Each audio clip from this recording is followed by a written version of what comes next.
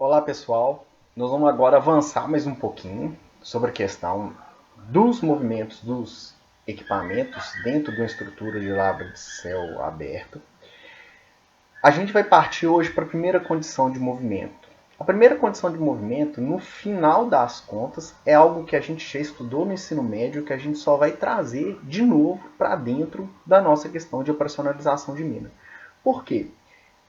Tudo que a gente tem visto até agora relaciona e consegue te dar respostas sobre como que eu dimensiono as estruturas de lavra de minas a céu aberto. A gente viu distância de parada, raio de curvatura, largura de pista, tudo isso para que a gente possa determinar qual o layout que a gente vai poder estar trabalhando. Depois que a gente determinar como que os layouts funcionam, a gente vai aprender a selecionar o melhor método de lavra aplicado para aquele corpo mineral. Então, por enquanto, a gente vai continuar nas questões geométricas, ou seja, nos layouts, como que a gente aplica. E lembrando, todas essas estruturas servem para todos os métodos de lavra que a gente vai ver e estudar. Então, para começar, eu queria chamar a atenção para uma coisa que você achou que estava esquecido lá atrás, mas não está. Na verdade, esse slide está aqui para lembrar a gente que colocar vetor nos corpos é extremamente importante. Sem colocar vetor, a gente não vai conseguir determinar, e o objetivo final dessa aula é se um equipamento dá conta de vencer ou não vencer aquele acesso, ou seja, se ele dá conta de subir ou não dá conta de subir uma rampa específica que eu tenho trabalhado em cima dele. Então, para começar, eu coloquei esse quadradinho aqui, que é o nosso objeto de estudo. Podia ser o caminhão no desenho? Podia, é tudo a mesma coisa. Então, o que a gente tem aqui? Eu tenho um negócio que eu chamei de esforço resultante, que é esse vetor de força aqui. E o outro, de verde, é o esforço trator das rodas. O que é um, o que é o outro.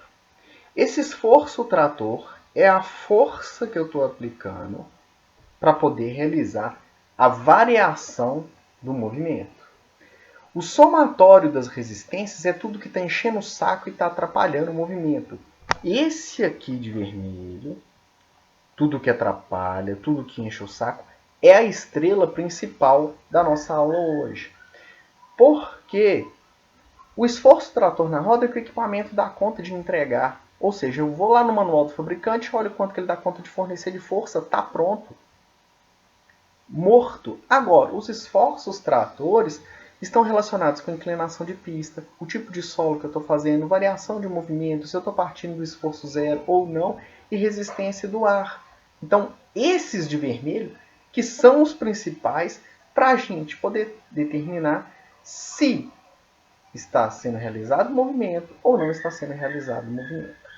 E só lembrando uma coisa que a gente viu no ensino médio, tudo que faz movimentar menos tudo que atrapalha me dá minha força resultante. Ou seja, a partir do momento que o esforço do equipamento é maior do que a resistência, eu tenho uma força resultante positiva. Força resultante positiva, essa aqui, considerando a primeira lei de Newton, que vou ter massa e aceleração, eu vou conseguir determinar para onde que está tendo a variação da minha aceleração. Então, considerando massa constante, se eu tenho a força numa direção, eu vou ter aceleração na mesma, aceleração resultante. Então, eu consigo fazer variações da aceleração, considerando para quem está ganhando. Concorda comigo? Se o somatório das resistências for maior do que o esforço trator, eu vou ter uma força resultante negativa. Força resultante negativa, eu vou ter uma aceleração negativa. Lembrando lá do ensino médio, o que significa aceleração ser negativa? Que a velocidade e o vetor aceleração têm direções opostas. Então, eu estou indo com a velocidade para um lado e a aceleração para o outro. Ou seja, eu estou parando. Isso é extremamente importante para a gente poder considerar aqui em termos de movimento desses meus equipamentos. Então, dando continuidade, o que a gente acabou de conversar ali atrás. resistência perdendo para o esforço trator que o equipamento dá conta de entregar, eu tenho aceleração. Por quê? Eu vou ter um valor positivo aqui na resultante. A aceleração também vai ser positiva. Vai significar que velocidade e aceleração estão na mesma direção. Ou seja, eu estou acelerando. Quando eu tenho os dois empatados, eu não tenho aceleração nenhuma, velocidade uniforme. O contrário que foi o que a gente viu, que é o esforço de resistência que atrapalha o movimento negativo, aceleração negativa. Em vez de eu ter esse vetor aqui de aceleração, ele está para o lado contrário da velocidade. Então, ou seja, desaceleração. Isso tudo vai influenciar nos movimentos que nós vamos ver ali daqui a pouco. Eu quero sempre, considerando aqui nesse slide anterior, que é somatório de resistência, que a gente identifique todas as resistências. Agora nós vamos para o decoreba? Vamos ter que ir para o decoreba. Alguma coisa a gente vai ter que decorar. O que eu quero que vocês decorem para mim? Sempre que houver contato de pneu com o solo, eu tenho resistência ao rolamento. O que desgrama é essa resistência ao rolamento. Resistência ao rolamento, eu coloquei um desenho muito exagerado, proposital. Essa linha preta aqui é o solo. Essa linha azul, essa bolinha azul aqui é o pneu. Sempre que o pneu estiver em contato com o solo, ele vai deformar um pouquinho o solo. Eu exagerei na deformação. Essa seta amarela representa o tamanho da deformação que eu causo no solo. Essa deformação que seja mínima já causa uma resistência. É como se eu tivesse que vencer esse degrauzinho. Está vendo que pelo fundamento eu crio como se fosse um degrau? Então eu tenho que vencer essa resistência com o esforço do motor do meu equipamento. Para determinar essa resistência, eu vou fazer o seguinte com vocês. Nós vamos considerar que eu tenho duas componentes que vão dar resistência ao rolamento. A primeira componente é aproximadamente 2% do peso total do equipamento é transformado de resistência ao rolamento. O que significa isso se eu for escrever na equação?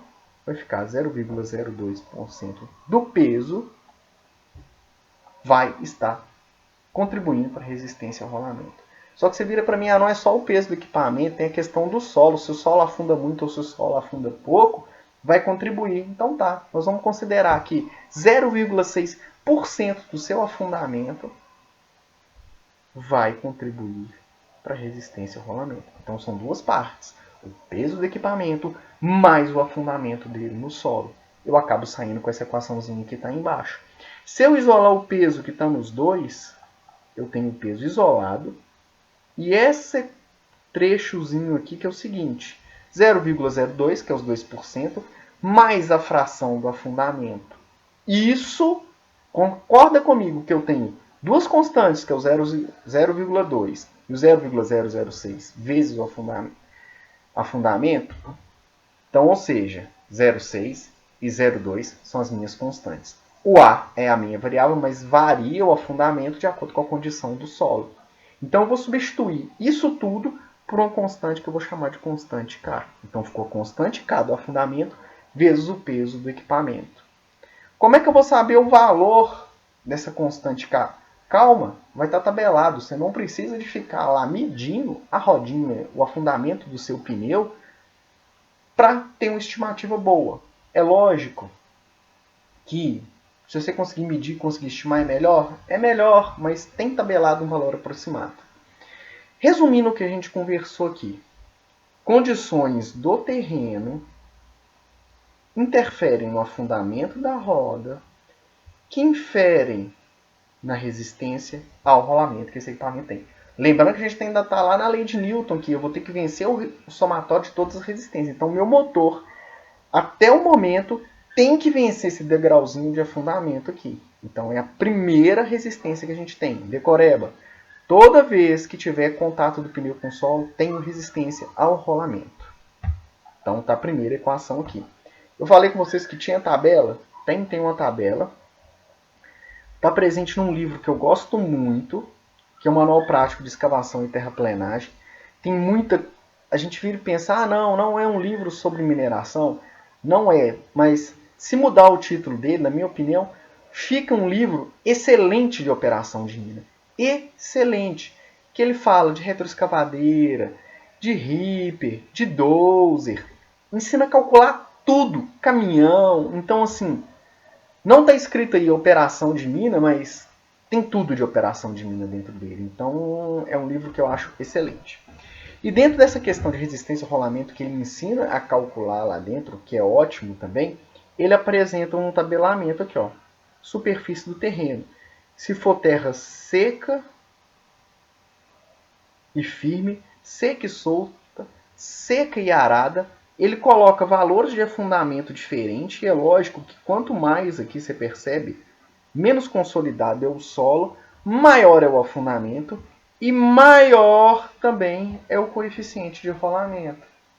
Então, de acordo com as condições do meu terreno, eu consigo determinar o coeficiente de rolamento. E ó, a gente já sabe, quanto maior o coeficiente de rolamento, maior a resistência que eu tenho que vencer.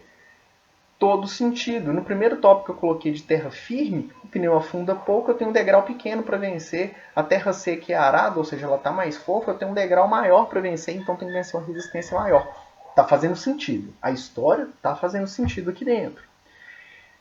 Aí a gente vai numa outra coisa, nós vamos aproveitar o conjunto de equações que a gente tem, e eu tenho uma equação que relaciona aqui a resistência que eu tenho, ou seja, o esforço trator que eu tenho que vencer um obstáculo, esse obstáculozinho aqui é como se fosse esse degrauzinho H, em função do raio do pneu. E aí me dá uma série de considerações bem legais. Então eu tenho o esforço trator que eu tenho que vencer, relacionado com o peso do equipamento, a altura do obstáculo que eu tenho que vencer, e o raio do meu pneu. Fica claro aqui que para uma determinada altura H constante, quanto maior for o raio do meu pneu, menor vai ser o esforço trator que eu vou ter que fazer ali dentro para poder vencer esse obstáculo. Claro, e esforço trator, aliás, esforço de resistência, não esforço. O esforço trator ali está diretamente relacionado com a força que o motor vai ter que fazer para vencer aquele obstáculo. E quanto mais força ele tem que vencer, mais ele consome. Então a gente tira uma outra conclusão aqui dentro.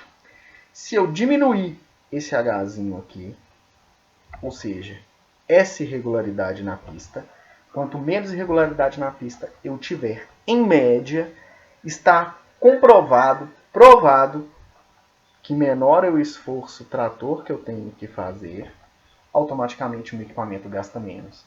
Então, investir em conservação da pista de rolagem é economia para o equipamento. Ele não vai ter que vencer esse obstáculo aqui.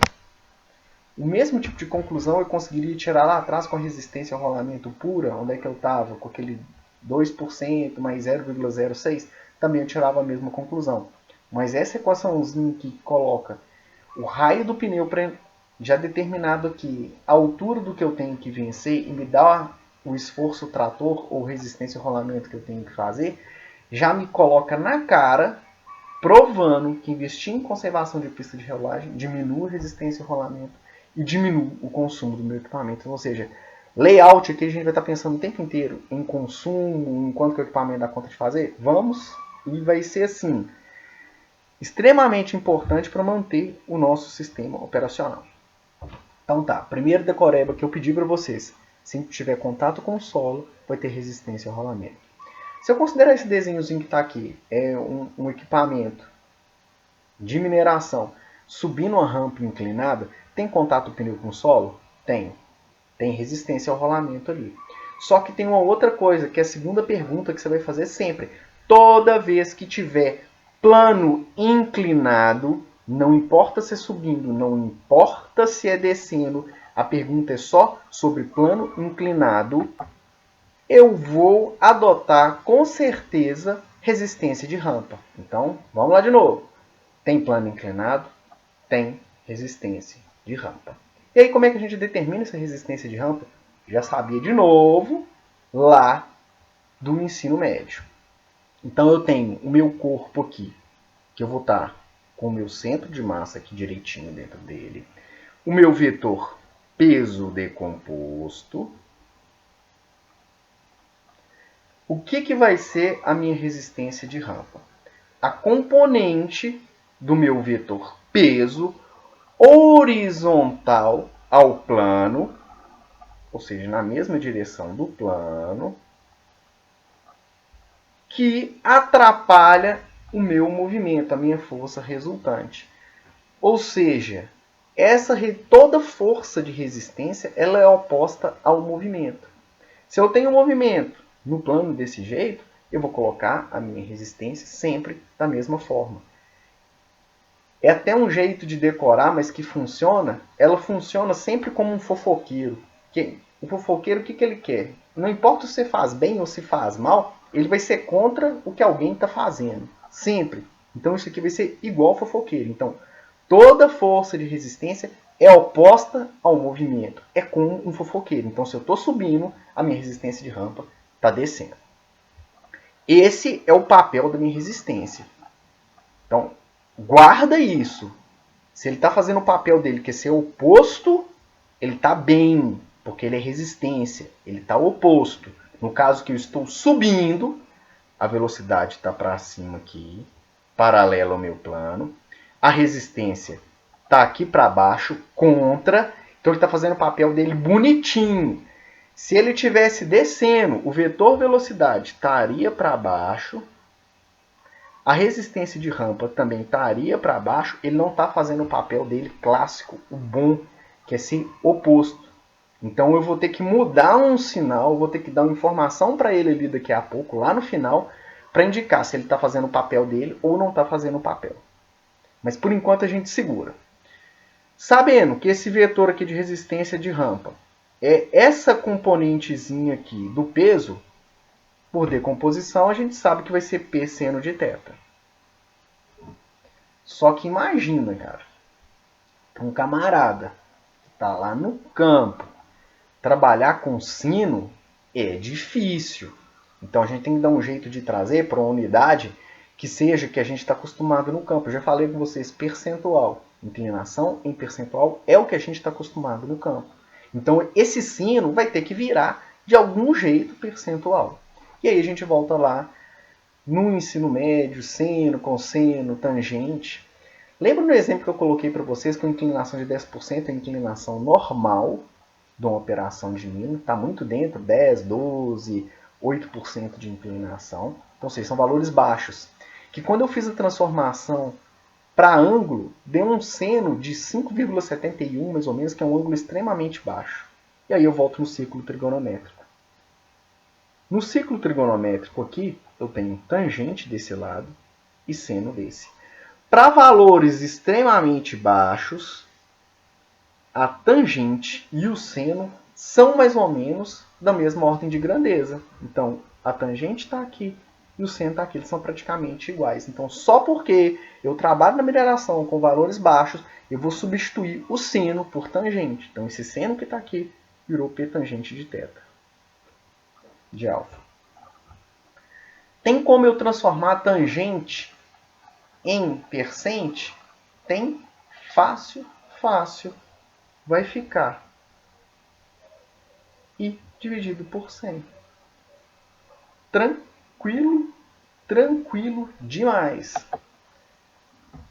Como toda resistência é dada em quilograma, e o meu peso normalmente de entrada é dado em tonelada, eu tenho que converter essa tonelada em quilograma. O 1000 aparece aqui na frente. Simplificando esse 100 com esse 1000, eu fico só com essa parte, 10 vezes o peso, vezes a inclinação que eu tenho. Só que apareceu esse mais e esse menos na frente. Eu volto na nossa conversa lá do início.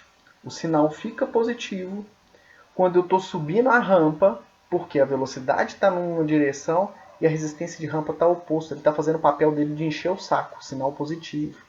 Se ele estiver descendo, a resistência de rampa e velocidade vão estar na mesma direção, os vetores. Ele não está cumprindo o papel dele de encher o saco, então é negativo isso. Então o sinal muda para um valor negativo. Se você quiser só decorar mesmo, que quando o movimento é ascendente é positivo e quando é descendente é negativo, pode só decorar também. Mas eu gosto de pensar nos vetores para a gente ter uma ideia direitinho do que pode fazer e do que não pode fazer. Então nós temos dois decorebas. Tenho contato com o solo, tenho resistência ao rolamento. Tenho plano inclinado, tenho resistência de rampa. Toda vez que eu estou variando a velocidade, eu tenho resistência de inércia. E aí, como é que eu determino a resistência de inércia? A resistência de inércia volta lá na lei de Newton, que vai ser uma variação, um vetor de variação em cima da minha variação de velocidade. Então, tendo massa vezes aceleração, eu substituo por peso vezes gravidade. Aceleração, você sabe que é variação de velocidade vezes o tempo. Fazendo as conversões de tonelada para quilograma, de quilômetros por hora para metros por segundo, eu vou sair com essa equação que vai ficar 28,3 aqui, que está relacionada a essas conversões, vezes o peso, vezes variação de velocidade. Apareceu os mesmos sinais, positivos e negativos. A inércia, por excelência, não é aquela lerdeza, a tendência de continuar no mesmo movimento que já está. Se um corpo está parado, ele quer continuar parado. Então, quando alguém te tira, o normal é esse arranjo, velocidade e aceleração. Então, isso é positivo, quando a aceleração está na mesma direção da velocidade. Quando está o oposto, ou seja, freando, vai ser um valor negativo, não é o normal. Então, os sinais estão relacionados a isso. Estou acelerando positivo, ele está fazendo o papel dele de ficar sendo oposto ao movimento, vai ser positivo, e ao contrário, vai ser negativo. Mais uma, toda vez que... Então a gente tem decorado. Tem contato, tem resistência ao rolamento, tem plano inclinado, tem resistência de inércia, tem variação de velocidade, é o que tem resistência de inércia, não resistência de rampa. E o último, se tem ar, tem resistência do ar. Aí você vira e fala, poxa pessoal, você está exagerando, né? Se eu for considerar até resistência do ar, que tem um valor desprezível, eu estou ferrado. Assim, calma, a gente vai ter que provar que é desprezível. Então nós vamos ter que fazer uma conta daqui a pouquinho, falando que, olha, o valor foi tão baixo que vai ser desprezível. Mas por enquanto a gente vai considerar nesse momento da aula até aqui. Então tá, a fórmula de resistência do ar é aquela que você já viu no ensino médio também. O coeficiente K de forma, vezes a área daquele meu corpo, a área de seção que tem contato com o ar, vezes a velocidade. Essa é a fórmula. Pronto, já vem aqui certinho. Então o que eu tenho até agora?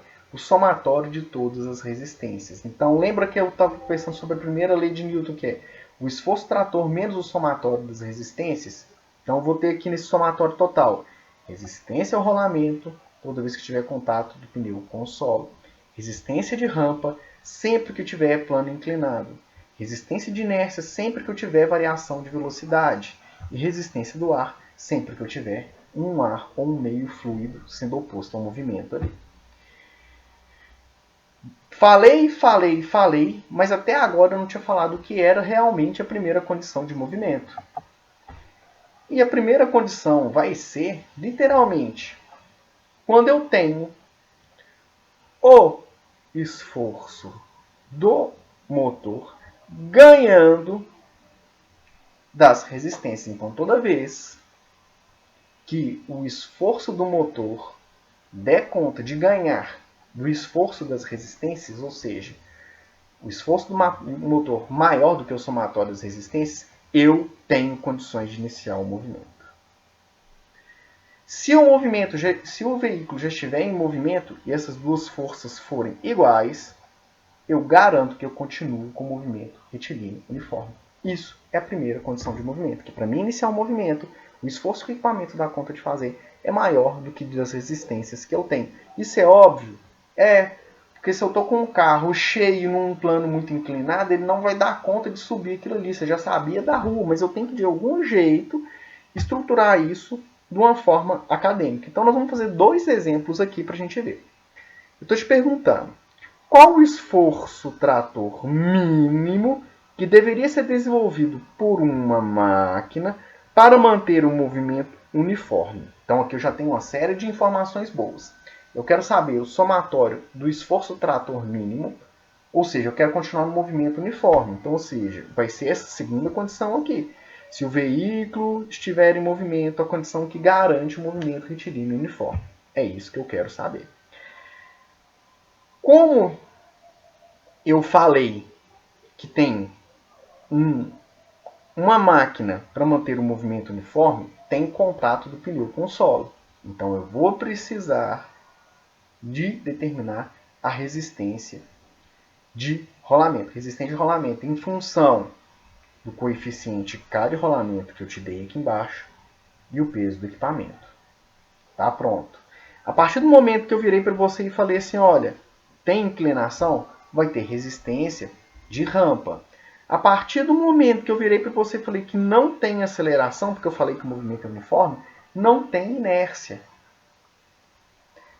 A partir do momento que eu falei que tem movimento e tem um ar rodeando ali, eu tenho, até pela área de seção frontal aqui, uma resistência da força de atrito do ar. Então, com isso tudo, eu vou pegar em cada uma das resistências que a gente pegou, a fórmula lá atrás e deduziu, vou literalmente aplicar. Te dei 40 kg por tonelada vezes o peso, que é a resistência de rampa. Achei que eu tenho 2.000 kg de resistência de rolamento. Te falei que a rampa era ascendente, porque a inclinação estava positiva.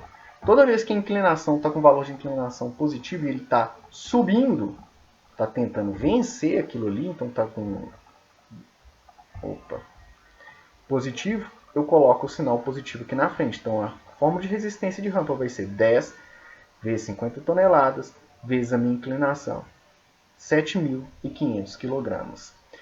Falei que não vai ter variação de velocidade. A partir do momento que eu tenho não tem variação de velocidade, não tem inércia, então isso aqui já está morto. Resistência do ar. Te dei esse coeficiente, te dei isso, te dei. Consegui determinar o valor aqui em quilogramas. Antes da gente continuar qualquer coisa, a gente já pode fazer um combinado aqui. Esses valores são valores nominais, é o que dá mais ou menos de ordem de grandeza.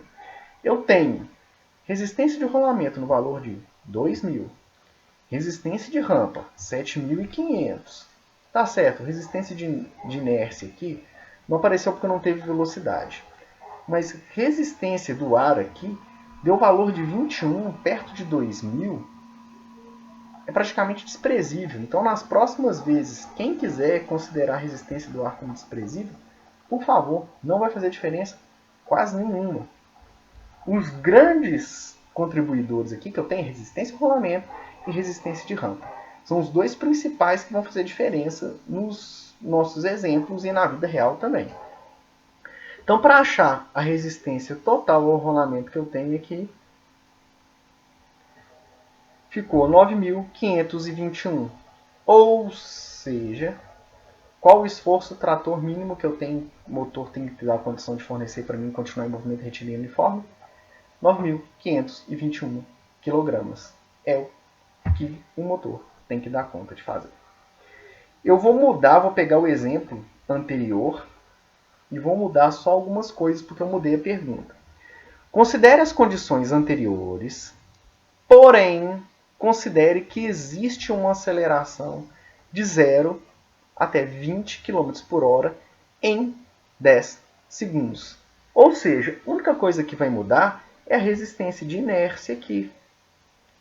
Ela passa a aparecer.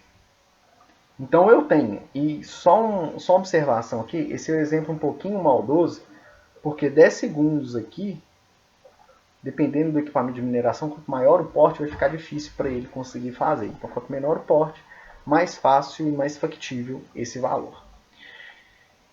Então, usando a fórmula, eu te dei variação de velocidade, te dei um intervalo de tempo, que é justamente o que estava faltando aqui, que não tinha antes, vezes a massa que eu tenho ali, eu cheguei à quantidade de quilogramas, ou seja, que o motor vai ter que fornecer a mais para mim continuar em movimento retilíneo uniforme. Fazendo o somatório, saiu daquele valor que estava dando de 9.500 para um valor de 12.000 e alguma coisa. Ou seja, o motor vai ter que gerar uma força maior do que esses 12.000 para mim conseguir vencer uma rampa. E aí vem uma pergunta. O meu equipamento dá conta ou não dá conta de vencer esses 12.000 aqui no caso? Para responder essa pergunta, a gente tem que olhar para o equipamento. Todo o caminhão no manual dele, todo caminhão, possui uma curva característica do motor que é parecida com essa. Onde é que eu tenho a velocidade aqui embaixo no eixo X, o somatório das resistências no eixo Y. No nosso caso, deu aproximadamente 12.000. Se eu pegar determino aqui a linha de 12.000 e projeto ela em cima dessas retas aqui, o que são essas retas? São as forças que o caminhão dá conta de fazer. Quando eu projetar aqui, eu vou ver que eu consigo encostar na reta que representa o que o caminhão dá conta de fazer. E aqui eu tenho só a primeira e a segunda marcha marcada, ou seja, para fazer 12.000 kg, eu consigo tanto na primeira quanto na segunda marcha. Então, o meu equipamento dá conta de vencer essa resistência. Vamos supor que minha resistência ficou muito alta. Teve alguma condição lá de solo que jogou ela para casa de 50.000, então a inclinação ficou muito alta. Concordo que se eu fizer uma projeção horizontal aqui, eu não vou achar nenhuma das curvas, nem da primeira, nem da segunda, nenhuma das outras marchas que vai interceptar 50.000 kg. Então, ou seja, o meu equipamento não dá conta de vencer aquele trecho. Então, estou respondendo se o equipamento dá conta de transitar ali ou não dá conta de transitar ali dentro. Extremamente importante. Então, o que a gente respondeu hoje? Começou a responder se o meu equipamento dá conta de transitar. A gente viu só a primeira condição de movimento, vai ter a segunda. O que a segunda vai dizer para a gente? Qual a inclinação que a gente vai conseguir medir, a gente vai manipular as fórmulas pela segunda, máxima que o meu equipamento dá conta de vencer com a carga determinada. E aí eu fecho todas as condições que eu preciso para construir os meus acessos. Eu vou saber a largura de pista, eu vou saber o meu raio de curvatura, eu vou saber a distância de parada, eu vou saber a inclinação máxima que eu posso colocar dentro da minha cava. Ok, senhores? Então, eu fecho essa aula por aqui. Muito obrigado pela atenção. Vou deixar material no Moodle, que vai dar suporte ao que a gente está vendo aqui. E já só daqui a mais uma aula a gente vai ter condição de começar a fazer os exercícios. Tá bom? Um abraço para vocês e bons estudos. Tchau, tchau.